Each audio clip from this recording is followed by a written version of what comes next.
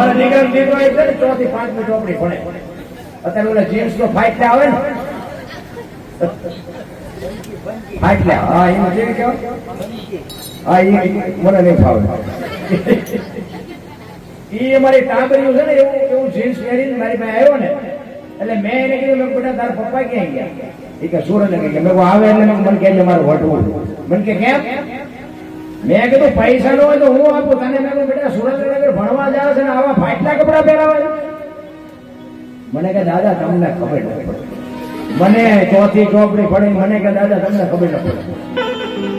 મેં કીધું કેમ? મને કે આ અત્યારે ફેશન છે.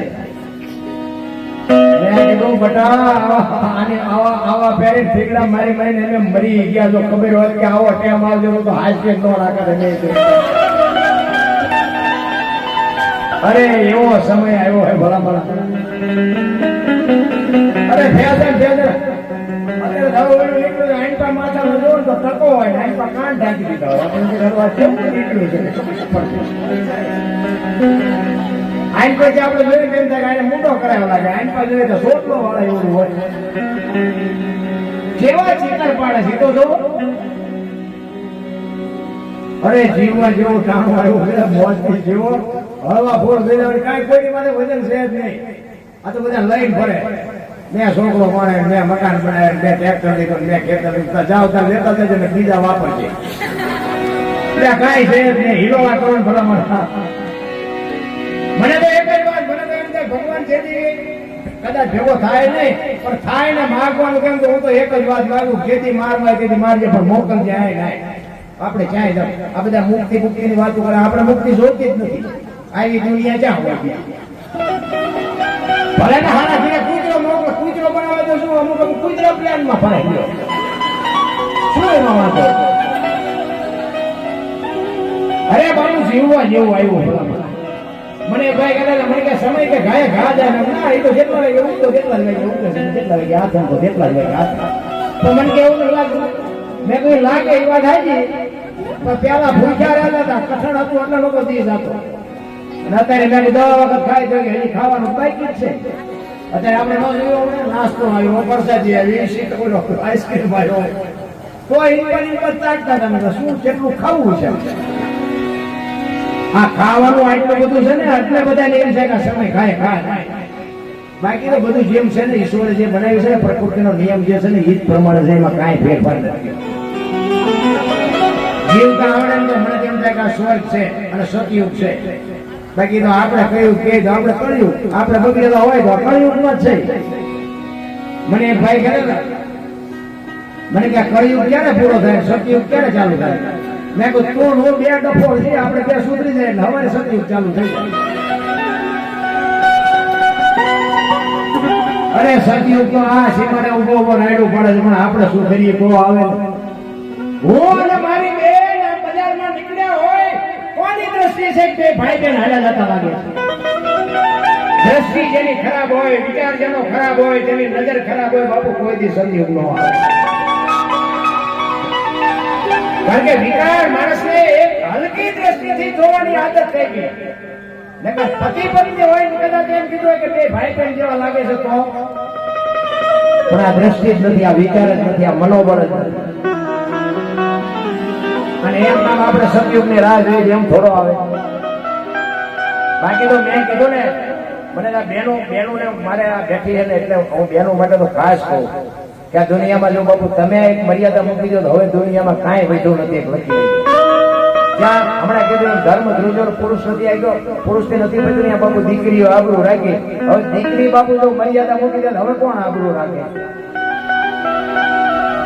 માનું સમર્પણ છે માનો ત્યાગ છે. હું એક જ વાત તમને કરું કે માં 9 મહિના ઉદરમાં રાખે એનો જન્મ આપે લાલન પાલન કરે બેહતા બોલતા ખાતા પીતા બધું માં શીખવે અને નામ વાય બાપાનું લાગે. બોલો માનું કેમ ન લાગે? એટલે કે માનો ભોગ જેટલો બાપનો નથી એમાં હું આવી નથી. માનો જેટલો સંતાનના ઉછેરમાં માનો જેટલો ભોગ જેટલો બાપનો નથી પણ તોય વાય બાપનો લાગે. આનું કારણ શું છે? આ માનું સમર્પણ છે. માએ કીધું કે એની વાય એના બાપાનું રાખજો. કે શું કામ? ઈ કે આ દારૂની કોથળીઓ તોડીને જો ધૂળમાં બઠ્ઠો પડ્યો છે, કોઈ કેમ કે આ કોનો છે, ફલાણી માનો છે, એમ કે તો મારા ખોડિયામાં જીવ નહીં રહે. એની વાય એના બાપાનો માનું સમર્પણ છે, માનો ત્યાગ છે. અને હારા દીકરા છે ને, હારા દીકરા એની વાય માનું લાગે. તમને ન ખબર હોય કહો, હનુમાનજી કોનો? અંજનીનો. કર્ણ કોનો? કુંતીનો. જીજાબાઈ શિવાજી કોનો? જીજાબાઈનો. કર્ણ કોનો? કુંતીનો. ભીષ્મ કોનો? ગંગાનો. ગાંધીજી કોનો? પુતળીબાઈનો. હારા હારા માના, બગડેલા બાપા. કારણ કે એ માયુને ખબર હતી કે મને ભગવાન દીકરો આપે, દીકરી આપે, મારું સંતાન માય કાંગળું કોઈ દી ન થાય.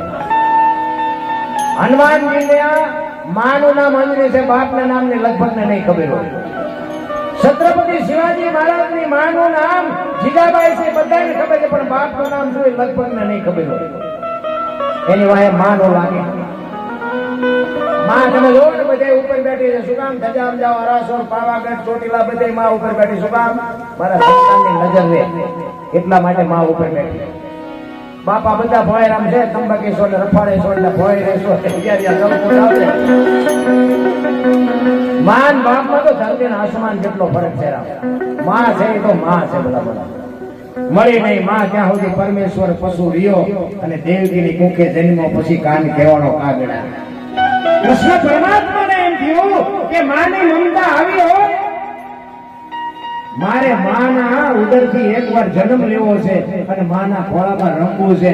માની મમતા કેવી હોય, માનો પ્રેમ કેવો હોય, માની લાગણી કેવી હોય. અખિલ બ્રહ્માંડના માલિકને બાપુ માનો પ્રેમ મેળવવા માટે બાપુ ઉદરથી જન્મ લેવો હોય.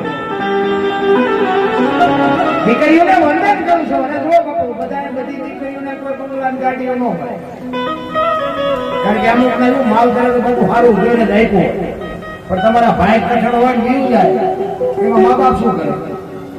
પછી કે હવે આ નથી આવું, હવે બીજે ના કરતા ઘરકટો મળશે ત્યાં જાય છે. એક ગામની વાત, બે બેનપણી હતી ને, પણ એક ફરમાઈશ હતી, એક લઈ લો. બે બેનપણી નાની દીકરીઓ બે ભેળી રમે, ભેળી વગડામાં જાય, ભેળી નિહારે જાય, ભેળી હોઈ જાય. ઓલીના ઘરે હોય તો એના ઘરે હોઈ જાય, ઓલીના ઘરે હોય તો હોઈ જાય. બે બેનપણીઓ એવી નાનપણથી મોટી થયેલી. સમય સંજોગ અનુસાર બે દીકરીઓ જુવાન થઈ અને પોતપોતાના માતા પિતા અલગ અલગ જગ્યાએ બે દીકરીઓના લગ્ન કરી નાખ્યા.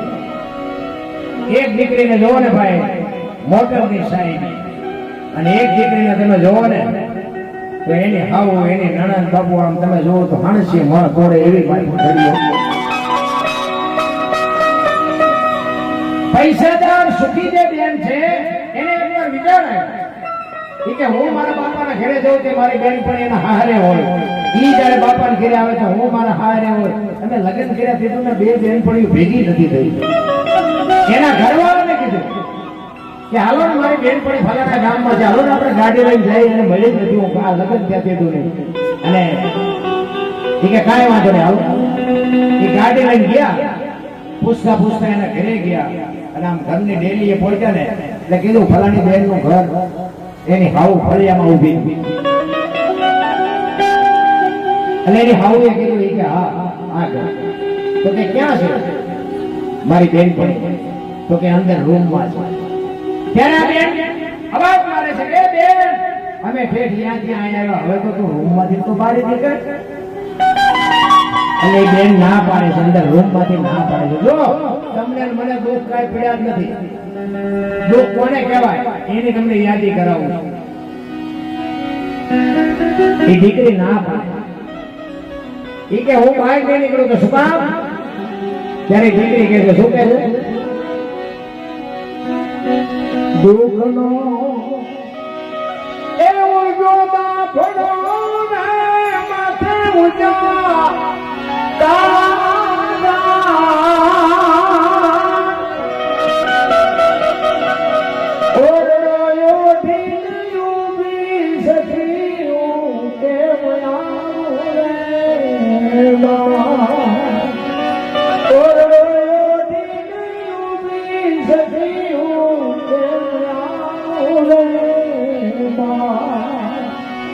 વિચાર તો કરો. ઈ કે હું આ ઓરડો ઓઠીનો બીજો બહાર આવી કોઈ નથી. વિચાર કરજો, એક દોરાનો કાંટો જો એની માથે ન હોય એની માથે દુઃખ કેવડું. શું તમને મને દુઃખ પડ્યા? ત્યારે એમ કે છે કે પણ આયા બધી આપણે બહેનું છે, કોઈ જણ નથી બહાર નીકળે ઈ કે તારે મને જોયો હોય તો બારણાની તિરાડથી જોઈ લે, બાકી હું બહાર બાપુ ખાનદાની જેનામાં છે ને એને તો બધી કોઈ થી નડે. તો કે પણ તું બહાર નીકળ તો શું વાતો? ત્યારે એ બેન પાછી કહે છે નાનું એ દિના ગણી રે મારી હાઉ માથા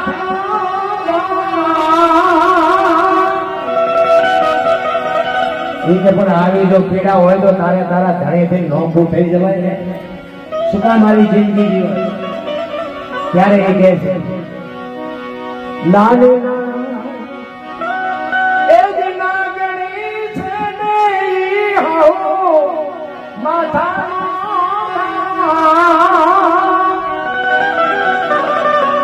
કાયર છે મારો કંથડો સખી કેમ જાઉં રે માં, કાયર છે મારો કંથડો સખી કેમ જાઉં રે માં. એ માવડીઓ છે કે માને પૂછ્યા સિવાય પાણી નથી પીતો, એની પાસે શું મારે ફરિયાદ? દુઃખ તો બાપુ ચારે બાજુના જેને વંટોળિયા હોય ને એને ખબર હોય. તમે નો તો માર્યા વગરના રોઈ છે. ત્યારે ઓલી બેન કે છે કે પણ તો આવું શું કામ દિવસ મરી જા કે નહીં? મરી તો આ મળતા તો આવડે કે નહીં? અને તેથી બાપુ આ ભારતની આર્ય નારી એમ કે છે કે મારા ફોરડા જેવા બે છોકરા છે ને, મને જે હુકા બટકા આપે ને એ મારા છોકરાને ખવડાવીને મારા છોકરા ગળે વળી ગયા એટલે નથી મરી. અને હું કદાચ મરી જાઉં ને તો આ જગત મારા બાપના નામ ઉપર ડાક બેરે એને કઈ કાળું કામ કર્યું છે એટલે મરી. મર્યા પછી એ મને હક નહીં લેવા દે. ઈ રોતી રોતી કે છે જીવા કરતા મારું મારા બાપની ઈજ્જત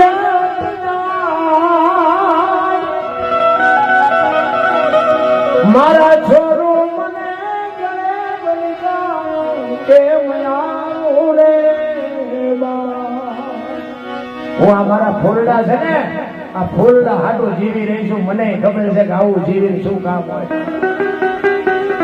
વિચારો કરો મારા રામ, આપણે એક ખાવા અડધી કલાક મોડું મળ્યું હોય તો આખું ઘર બાપુ ધંધે લગાડી દીધું. અરે શું તમને મને દુઃખ પડ્યા ભલા મારા. ઓલી બેને બહુ આજીજી કરીને તો એ બેન કહે છે કે હું બહાર તો નહીં જાઉં. પણ બાપુ છેલ્લી મારી વાત સાંભળી લઈ બાપુ અંદર બેઠી બેઠી કહે છે કે મારું મોત આવ્યા પહેલા મારે મરવું પડશે એ મને ખબર છે, પણ હું મરી જાઉં ને પછી કે તું મારી કારણે આવજે, બાકી મારું મોઢું હું તને બતાવીશ.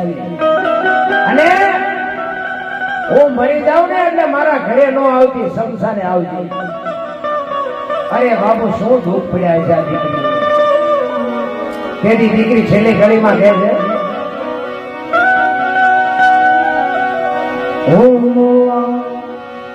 પછી આવજે બેની તું મારી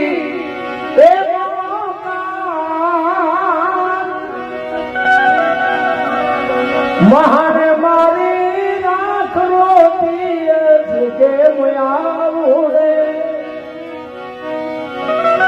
બાબુ વિચાર કરજો. છેલ્લે કડીમાં કે છે મારા દુઃખના આંકડા તું નહીં કાઢીએ, હું મરી જાઉં ને પછી તું આવજે. આ ઘરે નો આવતી શમશાને જાજે. મારી રાખનો ઢગલો પીડ્યો હોય ને ત્યાં કાન માંડજે, મારી રાખ રોતી છે રાખ. બાપુ વિચાર કરજો કેવડું દુઃખ પડ્યું છે. હું તો આ દીકરીઓને એક સલામ કરું છું, હાથ જોડીને વિનંતી કરું છું. સુખ દુઃખ છે ને એ તો બાપુ આ જીવનનું એક પૈડાના આરા જેવી વાત. પણ તમારો બાપ કે તમારો ભાઈ આ દુનિયામાં સાથી કાઢીને હાલી શકે ને એવું જીવજો, બાકી દુનિયા બાપુ તમે ધારો એટલી બધી હારી નથી. તમે એક પગલું જો ખોટું ભરશો ને તો તમારો બાપ કે તમારો ભાઈ કે તમારો કાકો આ દુનિયામાં જીવીએ નહીં કે મરીએ નહીં કે સાચી કાઢીના દુનિયામાં હાલી નહીં. એટલા માટે હું બહેનોને ખાસ મદદ કરી મારી વાત અમુક કરવી લાગે તો માફ કરજો, પણ છે સત્ય. અને પછી મા બાપ જો તમે હામા થઈને કે ગાડાવાળા જશો ને એટલે ઈ તો રમકડા જેમ છોકરા ફેંકી દે ને તમે ફેંકાઈ જાઓ ને તેથી બાપના ડેલા વેલા બંધ થઈ ગયા. પછી તમને એ નહીં રાખે ને આયા નહીં રાખે. બાપુ એવી દીકરીઓ તમારે જોવી તો હાલો મારા ભીખ. એટલા માટે કહું સમય સમયનું કામ કરે છે. તમારે મારે બાપુ બધાના ગાડીઓ બંગલા નો. એટલા માટે તમને મને આ માણસનો અવતાર મળ્યો છે. તમે વિચાર તો કરો આ મીરાબાઈ મેવાડમાં ત્યાં રાણાએ લોહી પીધું, પછી મથુરા ગયા, ગોકુળમાં ગયા, ત્યાં પાછા લોહી પીવા મંડળા દ્વારકા આવ્યા. અમારા દરબારની દીકરી હતી બાપુ આટલું બધું રખડી છે એને જગતે કાંઈ નહીં કીધું, પણ તોય એને વિચાર્યું નહીં કે મારે મરી જવું છે. તો આપણને આ સીતાજી તમે જોવો મિથિલા નરેશની દીકરી 14 વર્ષ સુધી જો રામ ભેગા વનમાં ભાટકાઈ છે તો તમને મને શું તક પડ્યું? આપણી માથે બાપુ કહે છે ને આમ નામ ને ટામ છે, કાંઈ ઘટતું નથી. આ તો બધા રોવાના હેવાયા થઈ ગયા, બાકી કોઈને કાંઈ તકલીફ નથી. એટલા માટે કહું છું કે સમય મળ્યો છે મા બાપ ને આબરૂ ને વધારો નહીં તો કાંઈ નહીં, પણ ઘટે તો આ જીવન ધૂળ થઈ જાય. સમજી લીધું ઘટે એવું ભણવું તો બાપુ કોઈની જિંદગીમાં ન પડે. અને એટલા માટે કહું છું કે દીકરીઓ જ આબરૂ રાખીએ. તમે જો ઘરમાં આને મોટી મોટી કરીને ઘરે પરિણામ હારા વાઈટ ન હોય તો શું કરવું? આ તમે હમણાં હાથની હથેળીમાં રાખો અને પછી તમે એમ પર આવ્યા ને એમ કહી હાલો હાલો રોટલા પાણી ચા પાણી સિવાય જવાય. અને આમ બેલામાં લઈ દો અને રવાડામાંથી હાણ શું લોટા મળે ઉડવા મારે ચિંતા જવું. ઘરે બાપુ ઘરનું માણા સારું હોય ને તો એટલે ઘરની આબરૂ તો બાપુ બૈરું જો સાચું હોય તો સાચું એક ને બૈરાને જો બોલ હોય તો બૈરું બોલી જાય. સંસ્કાર જો બજારમાં મળતા હોત ને તો પૈસા વાળા છોકરા આપણે આટલું કઈ ન વધવા દે. એમ સંસ્કાર નથી મળતું. માના લોહીમાંથી મળે, માના ધાવણમાંથી મળે. માએ જો એવું સંસ્કારનું સિદ્ધ. તમે વિચાર તો કરો છત્રપતિ શિવાજી મહારાજ ને જીજાબાઈ રામાયણ ને ગીતા તો વગાડીને પાઈ દીધી, પણ કોઈ માં એવી હોય કે પોતાના દીકરાને ઝેર પાય? શિવાજી ને જીજાબાઈ જરા જરા જરા જરા જરા જરા જરા જરા ઝેર આપતી. શું કામ? કે દુશ્મનો કદાચ એને કોક દીક કઈક દગો કરીને ખોટું ખવડાવી દે ને તેથી મારા દીકરાને ઝેર પચાવતા આવી હોય તો મારો દીકરો મરે. અરે કેવી જનેતાઈ હોય છે ભલા. એટલે સવારે છેલ્લી ઘડીમાં કહે છે ઉલટા પવનમાં આનંદ વર્ગ્યો રમતા દિન રાત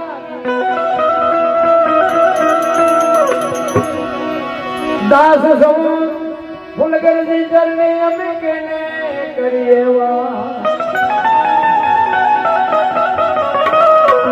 સંતોના બાપુ રુધિયાર ગયા.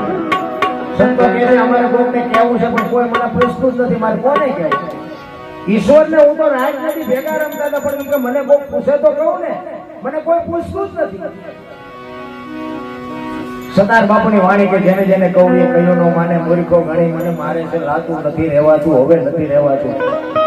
જેસલની વાણી કે રોઈ રોઈ કોને સંભળાવું મારો રુધિયો રોવે માયનો ભીતર જલે. અમરમાની વાણી કે હાલ રે ફકીરી મારી દેવાંગી વિના બીજું કોણ જાણે. બાપુ સંતો તો રોયા છે, આપણી આંખ નથી ઉઘડતી. હું કરું એટલા માટે તમને અને મને એક મને તો એમ થાય કે આ જેટલું દેખાય છે આપણે બધું આ બધું આપણે ઊભું કર્યું અને ભગવાને કર્યું તો આટલું બધું આપણે ઊભું કરીએ તો ભગવાનને નો મેળવીએ છીએ. પણ એની પાસે કોઈની દોડ જ નહીં. એની પાસે જો બાપુ દોડ થઈ જાય ને તો આ તો 4 ગણું કરવું હોય તો ઓલાને 1 સેકન્ડ જ થાય. પણ એની પાસે આપણે ઓલે કે ગાડી લાવો તો આપણે કે 2 લાવો એટલે આમાં હું પાણી નાખીને આંખશો 2 લાવ્યો. વાત કરવાની જરૂર જ નથી. દેખા દેખી બાપુ કેટલાય મરી ગયા, એમાં દેખા દેખી કરવા જેવું જ નથી. આપણે આ હું અત્યારે પ્રોગ્રામ હા અમારે બધા બેઠા ગાડી લઈ લો. ગાડી શું કહું હું ગાડી લઉં એટલે મારે ગોતવા જવું પડે મારી ગાડી લઈ શું થયું? મને મારી ગાડી કામ બનવા લઈને શું કરવાનું? મારે તો ટેક્સ ને રિમોટ ભરવાનો. આ બધી રોડમાં રખડે આપણે છે ને આપણે ઉતરી જાય પછી એનું જે થવું હોય થાય આપણે ઉગામાં વજન ઉપાડવો જોઈએ મેં કહ્યું કે અરે તમે તો કલાકાર છો તમે તો આમ છો તેમ છો હવે તો ગાડી લઈ લેવી જોઈએ તું વાત સાચી લઈ થોડાક દિવસ પછી લેવી એમ જ કહું બધા આપણે લેવાની જાતી જ નથી આ બધા લીધી મારા હાથ લીધી હું એમ કહું અહીં ત્યાં જવાનું છે આવડા બધા આવે છે શું લેવા આપણે વજન ઉપાડવો જોઈએ આ તો મને એમ કે ગાડી તમને જઈ ગમે છે ઈ કોને બોલો હમણાં લાવી અહીંયા મૂકી દે મારે તો આખી રાત જાગવાનું આ ધંધો જ ન કરાય જીવન મળ્યું